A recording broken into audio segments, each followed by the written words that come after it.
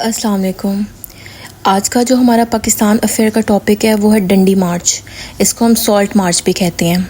है ये बहुत छोटा सा टॉपिक पाकिस्तान अफेयर का, लेकिन हम इसको छोटी सी वीडियो में कवर अप करेंगे। डंडी मार्च 1930 में स्टार्ट हुई थी। इसको सॉल्ट मार्च भी कहते हैं।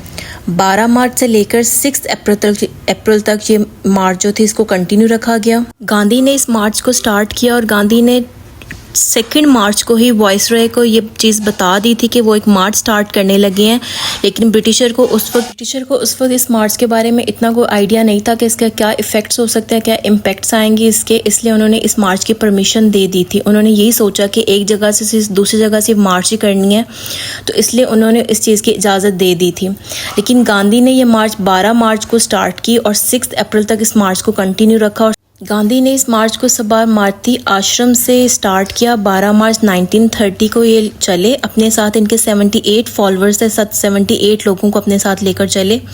इनका मानना ये था कि जिस तरीके से मार्च कंटिन्यू रहेगी और जिस गांव से या जिस एरिया से गुजरेगी वहाँ के लोग जो है इस मार्च में जब ऐड होते जाएंगे तो हमारे लिए इस मार्च को और ज़्यादा स्ट्रॉन्ग बना देंगे। तो 6 अप्रैल 1930 को ये डंडी जो था वहाँ पे उस एरिया पे पहुँचे और इनका एक ही मकसद था कि वहाँ पहुँचकर इन्होंने to break the salt law, जो सॉल्ट लॉ है उसको हमने ब्रेक करना है। डंडी पहुँचकर वहाँ इन्होंने सॉल्ट की एक मुट्ठी उठाई और वहीं पे इन्होंने सॉल्ट लॉ जो था उसको ब्रेक कर दिया। अब सॉल्ट लॉ क्या था अकॉर्डिंग टू ब्रिटिशर के अकॉर्डिंग सॉल्ट जो है वो हर कोई मैन्युफैक्चर नहीं कर सकता। अब सॉल्ट जो मैन्युफैक्चर करने की परमिशन सिर्फ उन लोगों को है जिन्होंने एक लाइसेंस ख़रीदा होगा अंग्रेज़ों से। हर किसी को इजाज़त नहीं है सॉल्ट बनाने की। ब्रिटिशर की तरफ से ये था, लेकिन गांधी ने ब्रिटिशर के इस लॉ को ब्रेक करने के लिए ये मार्च स्टार्ट की कि सॉल्ट बनाने का जो राइट है वो हर किसी का है, हर कोई बना सकता है। समंदर के पानी से हर कोई सॉल्ट बना सकता है। तो आप ये एक स्पेसिफिक नहीं कर सकते कि ये जो लाइसेंस आपसे ख़रीदेंगे सिर्फ उन्हीं को इजाज़त होगी सॉल्ट बनाने की। गांधी ने मार्च स्टार्ट करने से पहले कुछ बातें की थी लोगों के साथ, वो हम चंद एक देख लेते हैं। फॉर एग्जांपल सबसे पहले उन्होंने कहा कि मैं सिविल डिसओबीडियंस मूवमेंट स्टार्ट करने जा रहा हूँ, क्योंकि यही कहा जाता है जब उन्होंने सॉल्ट की अपनी मुट्ठी भरी थी नमक से तो उस टाइम पे ही सॉल्ट लॉ ब्रेक हुआ था और सिविल डिसओबीडियंस मूवमेंट जो थी उसका स्टार्ट हो गया था। तो सिविल डिसओबीडियंस मूवमेंट उन्होंने कहा मैं शुरू करने जा रहा हूँ सॉल्ट मार्च के थ्रू, सॉल्ट मार्च शुरू कर रहा हूँ। तो इसलिए जिस जगह पे पॉसिबल है, कंट्री के जिस जगह पे पॉसिबल है आप लोग वहाँ पे सॉल्ट मार्च स्टार्ट कर दें।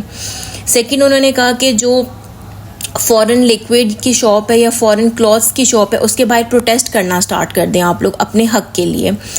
थर्ड पे उन्होंने जो वहाँ के वकील थे, लॉयर्स थे, उनको इन्होंने एक कहा कि आप लोग जो है अपनी प्रैक्टिस छोड़कर आप लोग हमारे साथ सिविल डिसओबीडियंस मूवमेंट में ऐड हो जाएं, ताकि हमारी जो ये मूवमेंट है, हमारी जो मार्च है, इसको और ज़्यादा स्ट्रॉन्ग बनाएं हम लोग।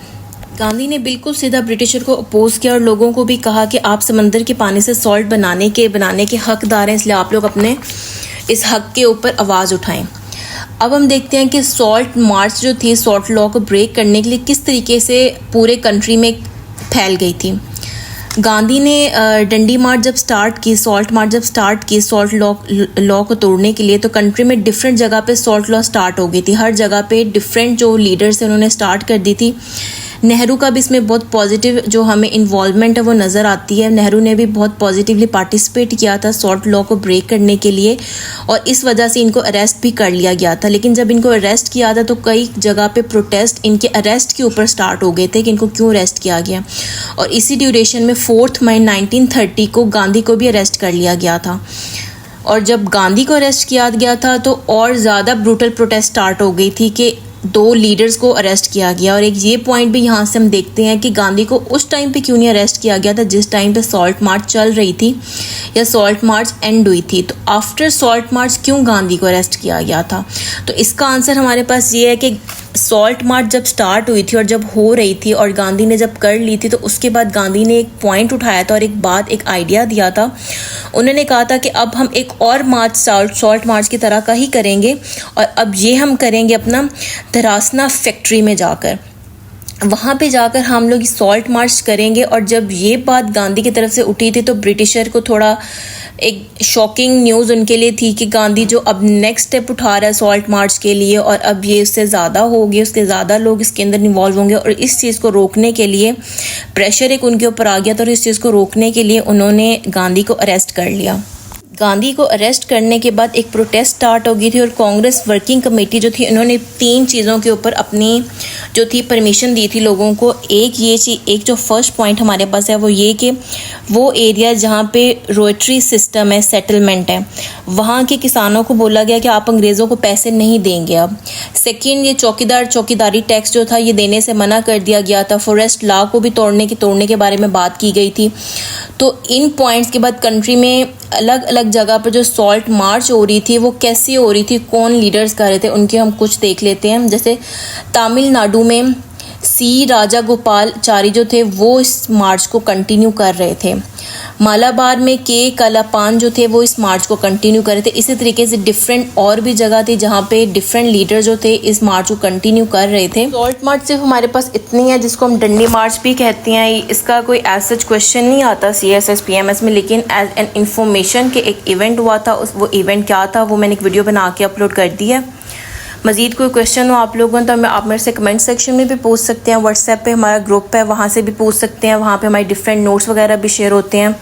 इंस्टाग्राम का लिंक भी दिया हुआ है, आप लोग वहाँ पे भी पूछ सकते हैं। दुआ में याद रखिएगा। अल्लाह हाफिज़।